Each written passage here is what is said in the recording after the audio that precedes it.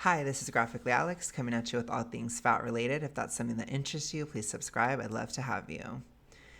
So, today, what we're going to do is we're going to look at this article by Aubrey Gordon, which is about proximity to thinness.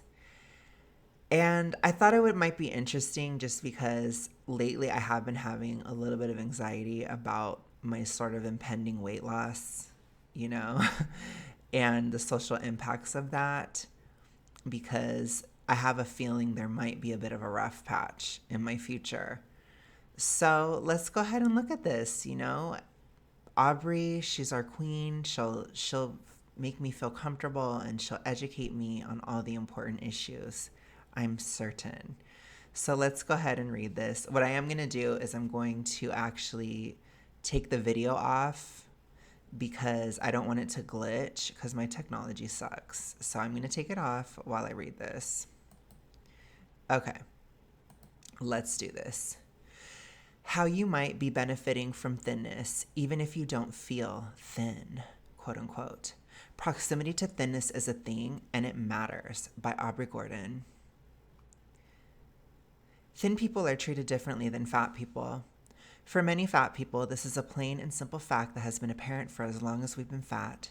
But for many people who aren't or haven't been fat, or even for some fat people on the smaller end of the plus size spectrum, this can still be a revelation. I feel terrible about my body all the time. How am I getting anything other than the short end of the stick?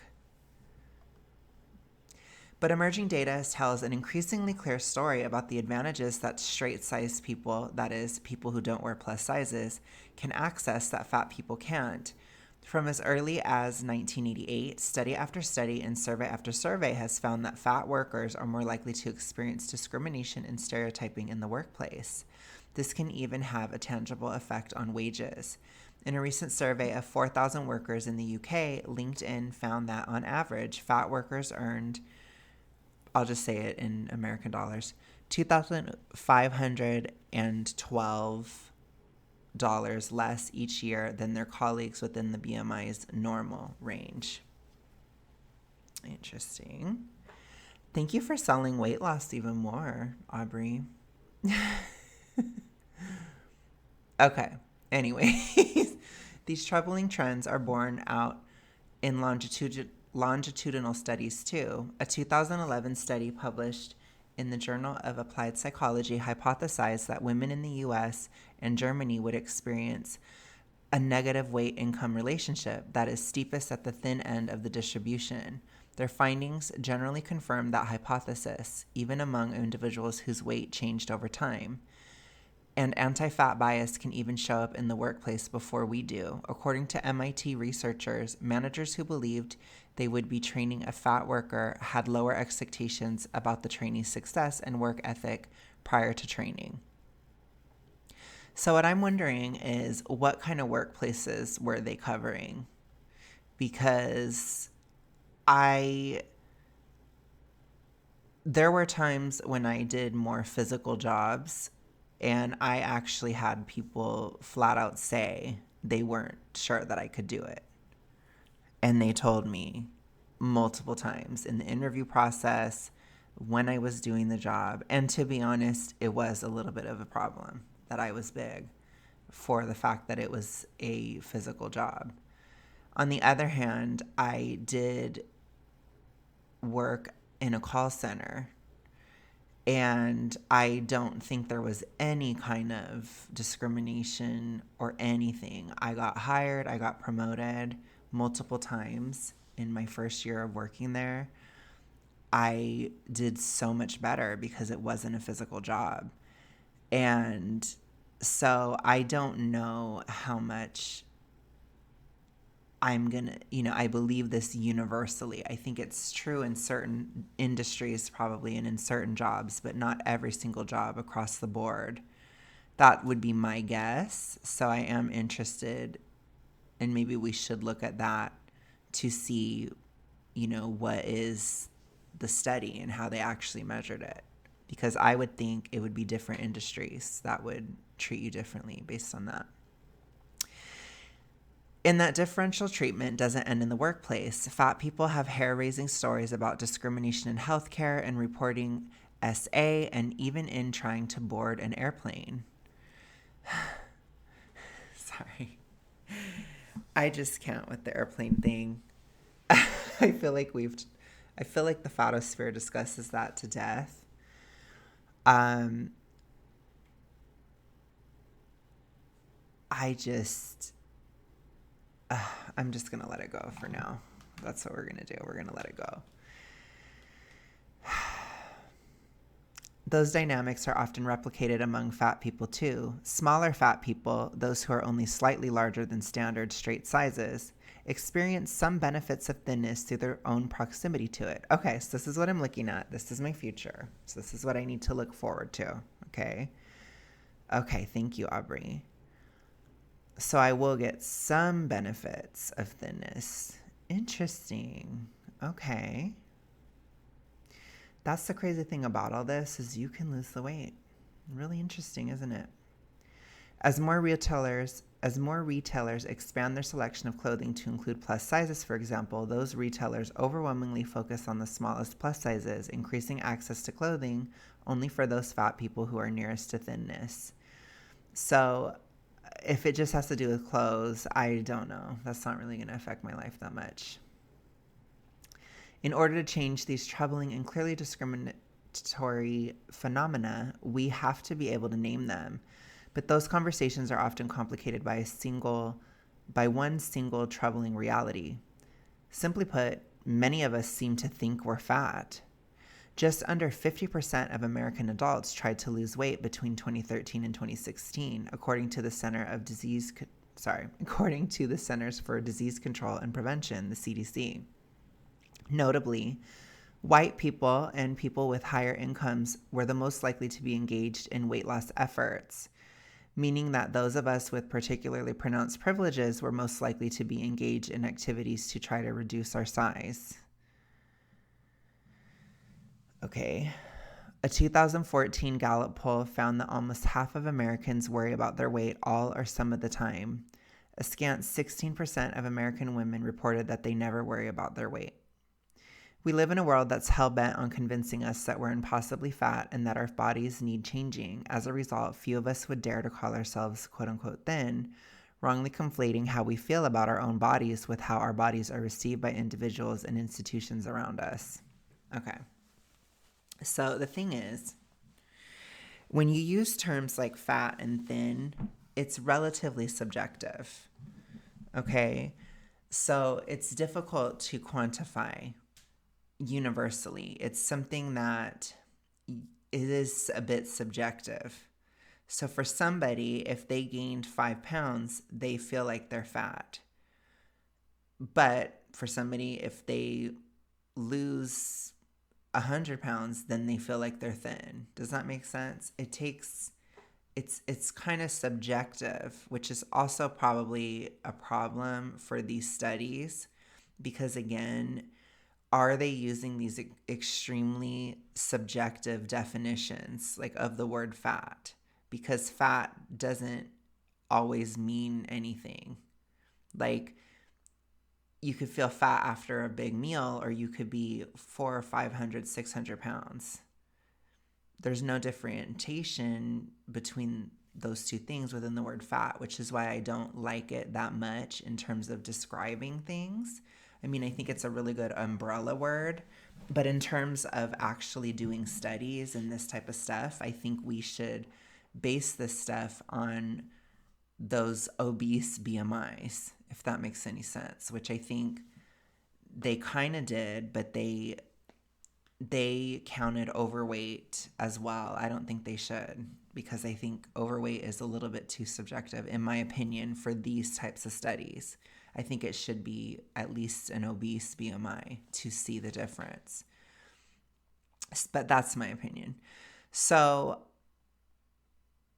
I would say, for me, I'm expecting to reach around small fat. Probably I'll be in between mid fat and small fat around 280, which I'm currently about 318.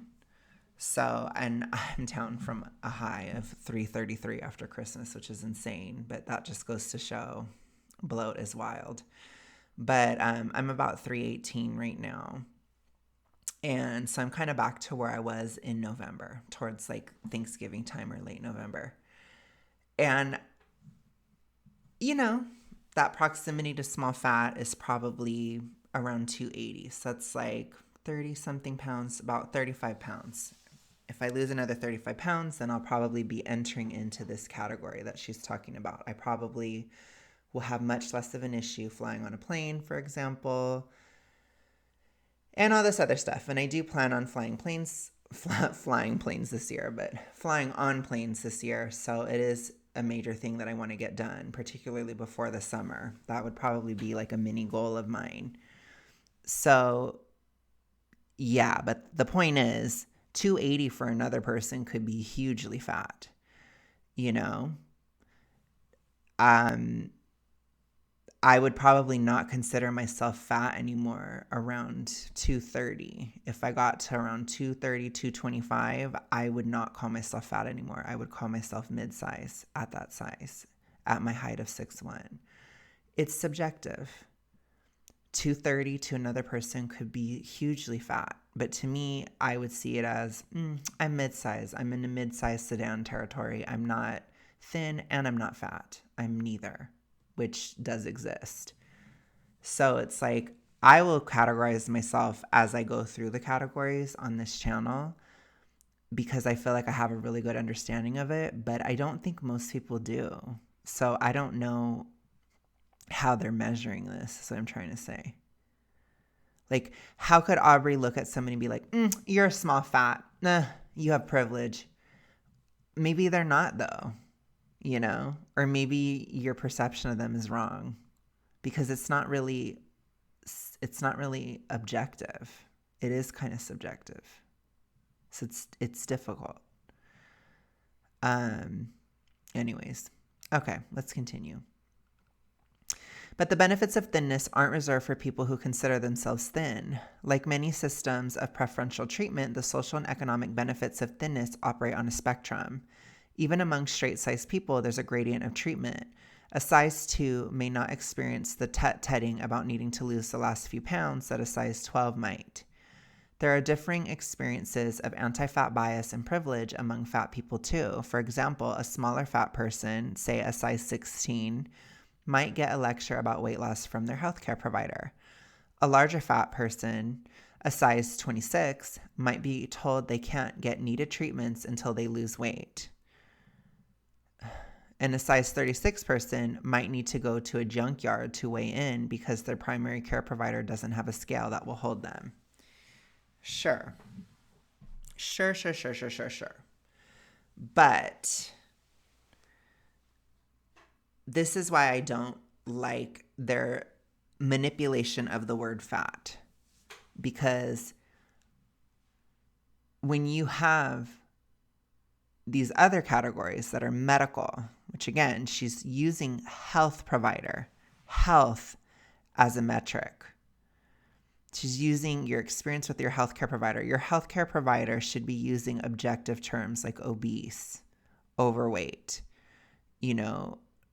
normal weight, whatever. It should be very specific, not fat.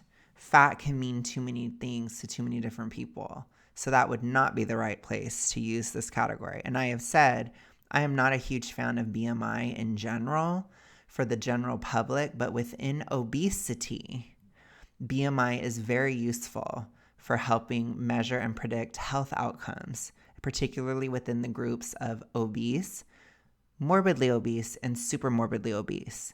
Those numbers were determined by research, in my opinion, and in my experience when I have reached proximity to just morbid obesity rather than super morbid obesity, I have seen health benefits, which I am currently getting some of those health benefits of being within proximity. So I can tell it is based on some type of science. Now, when we think or talk about overweight, that can be kind of weird. My best friend, he weighs around 205. He's 6 feet tall. He has around 15% body fat, he's considered overweight by BMI standards. He's not overweight. Not really. He might want to lose a few last pounds, but it's literally just for vanity. It has nothing to do with health. It's like he's talking about how he wants to have his abs pop out a little bit. Like, it's totally different thing. It's totally aesthetic reasons, which no shade, completely fine as long as it's healthy. I have nothing to say about it, but I would never call him overweight, and I certainly would not call him fat. I wouldn't even call him mid-size. He's thin. And so, he's thick. He's a thickie. But he's not mid-size. No, not a mid-size sedan. Not at all, So I just think the term is too subjective. And I get that she's trying to make these categories, but let's keep it real. A smaller fat person will have less health outcomes that are very negative. They'll have some, but not most. A larger fat person that's a size 26, they're going to be in that morbidly obese category. They're probably going to have some health issues, whether it's something like diabetes, hypothyroidism. They're going to have, lots and lots of other stuff. And a size 36, it is like they're really struggling. Okay. And they're in a very critical situation at that point. It's an emergency at that size because the health outcomes are really, really negative, and they're probably really, really, really not doing well. And it's at that size where my views on certain things soften a little bit. Okay, so that's where I'm like, well, maybe bariatric surgery should be considered, or maybe weight loss medication should be considered for somebody towards that zone where it's like there just needs to be an absolute reduction in weight because it's very critical. Whereas I wouldn't, in my opinion, I'm not a doctor, et cetera, but in my opinion, I wouldn't suggest those other types of interventions at just, at my size, where I was almost 400 pounds. I wouldn't suggest it because I don't think it's necessarily an imminent danger right at that moment. And it's a different type of situation. I think that those types of interventions should be last resort. That's my opinion. People can disagree. I know some people where they're just like, no, never on this. I know some people where they're like, no, everybody should do like weight loss drugs or this or that, or bariatric surgery. I am just like, if you're very, very, very big, then that is something to consider. And I mean like very big, where you're starting to lose the ability to walk, and that kind of stuff. In my opinion, I would definitely have less judgment or less because in my opinion, you're kind of in like a right to try type of zone, where it's like you're really, really struggling. And I think you have the right to try those drugs if they help you. Does that make sense? I hope I'm making sense. But I don't think the majority of people should do it. That's my opinion, and take that for what it is. That's my semi-nuanced opinion on it. Okay. But anyways, I'm not going to sit here and I'm not going to judge what everybody else is doing and all that kind of stuff. I'm really not at that point. I'm still very much focused on my own journey.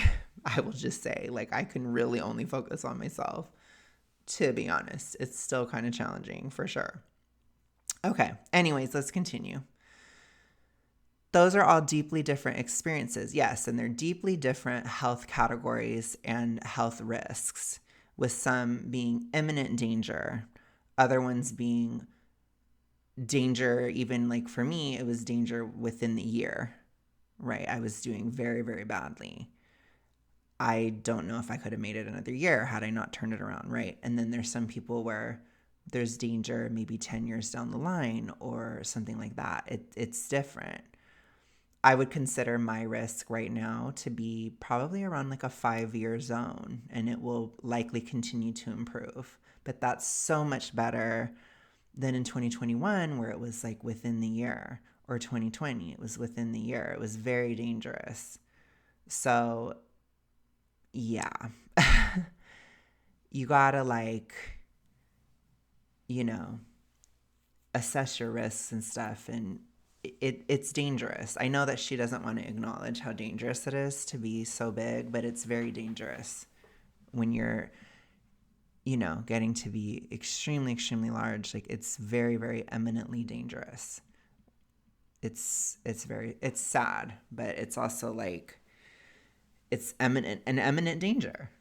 Something needs to be done immediately. You get me? Okay. Anyways, sorry, I probably went on with that for too long. Okay. These are all deeply different experiences. In the same way, it's important to name the ways in which a size 8 person experiences the world differently than a size 18. It's important to be able to distinguish how size 18 experiences the world differently from a size 28 or 38 or 48. But fat people's access to the benefits of thinness doesn't end there. Many of us exhibit some physical characteristics that afford us some proximity to thinness: a face without a double chin, a clearly defined waist, a clearly defined neck, not being visibly disabled, having relatively flat stomachs, lacking rolls in our arms and legs, and having a body shape that reinforces gendered ideals. Hourglass figures for women, broad shoulders and barrel chests for men can all help shield fat people from the most brutal aspects of anti-fatness. So I do want to say, too, that there are differences within health as well, like where your fat will be distributed differently based on different health. So that's part of it as well, which, again, I know that she's just viewing this as completely, she thinks of this as completely societal stigma, but there are always going to be some kind of biological factors in regards to like attractiveness, which is what she's covering here. Attractiveness, yes, pretty privilege 100% exists. I don't think any of us are going to deny that. I'm not going to deny it at all. But part of that is because in a lot of ways, prettiness, it alludes to health on a biological level, which is part of the reason why most people find thin people more attractive than very fat people, because there's a health element there when it's literally the same person. Just saying, Okay. So anyways, that can affect how the fat is distributed as well. So I've had my fat distributed differently when I was keto versus when I'm doing my thyroid protocol, for example. So it's interesting, but your hormones are so involved. Okay, let's continue. When we hear about the experiences of people who are fatter than we are, or people who are more legibly fat than we are, people with double chins, fat faces, or body shapes that don't reinforce gender norms, many of us struggle to hear those experiences as anything other than a dismissal or minimization of our own. Okay, let's see where she's going with this. None of that means we can't all participate in conversations about anti-fatness, about struggles with body image, or about institutional biases against fat people. But it does mean that we have to be honest with ourselves and others when we do. Acknowledging that people who are fatter than we are have experienced more gruesome aspects of anti-fat bias doesn't minimize our own experiences. Rather, it puts those experiences in some much-needed social context, and it keeps me from centering myself at every turn in complex conversations about pervasive societal biases. It's on each of us to own up to the truths we're not telling about our own bodies and our experiences of marginalization. Because if we don't, we'll end up centering ourselves, privileges and all, in conversations that aim to fix entrenched social biases. And if we continue to center our own privileges in those conversations, we'll reproduce inequities and create new, subtler forms of exclusion. So this is interesting to me, because I think what she's arguing deep down is that if somebody's fatter than you, you can't question anything that they're saying. As long as it goes with fat acceptance, of course, because otherwise it's internalized fat phobia and whatever else, right? Everything always leans one way, for sure. But I think that that's essentially what she's advocating here. She's pushing that sort of body hierarchy. And she is trying to push this idea that if you are fatter, then you know more about it, or your views cannot be challenged by somebody thinner than you. And what I would say is, what about, Aubrey, if somebody loses weight, which can happen, which makes this a very inconvenient thing to try to use this logic about? It's very inconvenient when people can and have lost weight. Very inconvenient. So what if I was almost 400 pounds and now I'm going to be around 280? They're going to say, I don't know what I'm talking about. I can't speak on anti-fat bias or whatever because I'm a small fat, or I have proximity towards being a small fat, which again, I would consider that being in between a mid and small, to be clear. But for me, but it's like, I was just almost 400 pounds in 2022. And I was that weight for many years. I have been obese for the majority of my life. I've been obese probably for at least 20 years, if not longer. So my experiences of being overweight, it's 20 long years at least. But by this logic, if I've lost weight, then I know less than somebody who weighs more than me. So does that mean if somebody is almost 400 pounds right now, they know more than I do because I have, quote unquote, more privilege, which I've described to you guys isn't even true in the case of being a mid-fat. I think you actually have less privilege in society, but more privileges health-wise, which is very important and much more important than whatever spotlight and sympathy. Honestly, it's probably sympathy that you get as a super fat person. It's much better to be healthier. Trust me on that.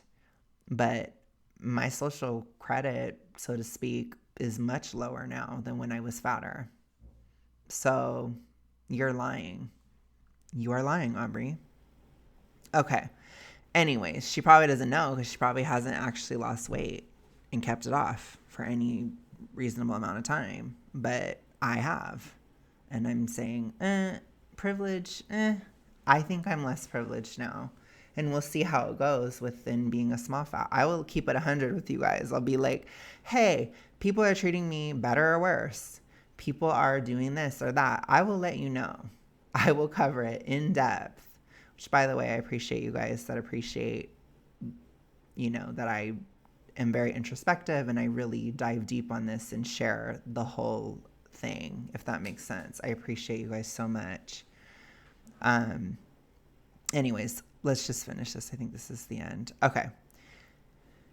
If we really want everyone to experience body liberation, we've got to be willing to put our own stories in a context that allows us to truly see and hear other stories too. We'll never see the forest if we can't look past our own tree. Interesting. Okay. So let's go back to this. I'm back. So I will just say that was definitely interesting. I think this is probably the logic that they'll have. Sorry for the terrible quality, but we'll just go with it. Well, I'll say it's an aesthetic. I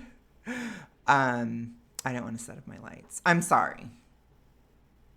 Gosh, I feel so judged. No, I'm just kidding. But basically, I think this is the logic that they'll use. They'll say, well, he has more proximity to thinness because he's a small fat. So therefore, he doesn't know anything of what he's talking about anymore, blah, blah, blah. And I think they'll use that. But what it will really be is it will be, let's go after him because he's disproving our narrative, because he's actually losing significant amount of weight, keeping it off for too long, and going into a different social category, which would be thin, reaching that further and further, getting closer and closer. And again, I've told you guys, I don't think I've lost enough where it's threatening to them, But when it is, then they may come after me, which is just a thought that I have. That's an intuition that I have. It could be wrong, but I think it's because I will be actively, very much so, disproving it in real time, which a lot of people don't do that. They don't lose the weight. They aren't blatant about the numbers and all. I will tell you guys the numbers and everything. I'll do it. I will.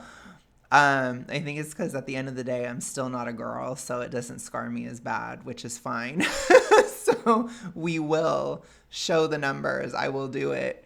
But because I don't mind. But it's like, it's just, that's kind of what I was thinking about in my last video, which, by the way, I saw some of your guys' comments where you're like, I'll, defend you. We'll defend you. Don't worry about it, period. And I'm just like, I really appreciate that kind of stuff in my comments. I know that's like probably threatening to the FAs that are watching, but I do appreciate it because it could be a little challenging. I don't want to lose my cool. And that's what more so what I worry about. I don't worry about like literally being, I don't worry about crying every night about what they're saying. I just don't want to like react and, get all weird and like be really nasty. I don't want to do that kind of thing because it's just not good. So I worry more about that. And I want to be like, doing this right, so to speak.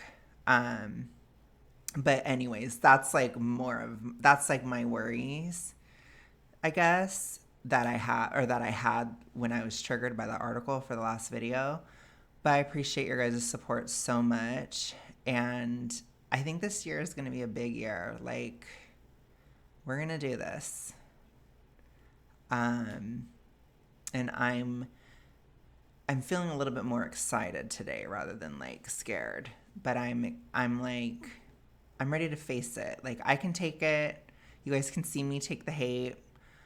At the very least, I can monetize the hate. I know that's terrible, but being a mid-fat, it's disastrous. But I so appreciate you guys. I really do.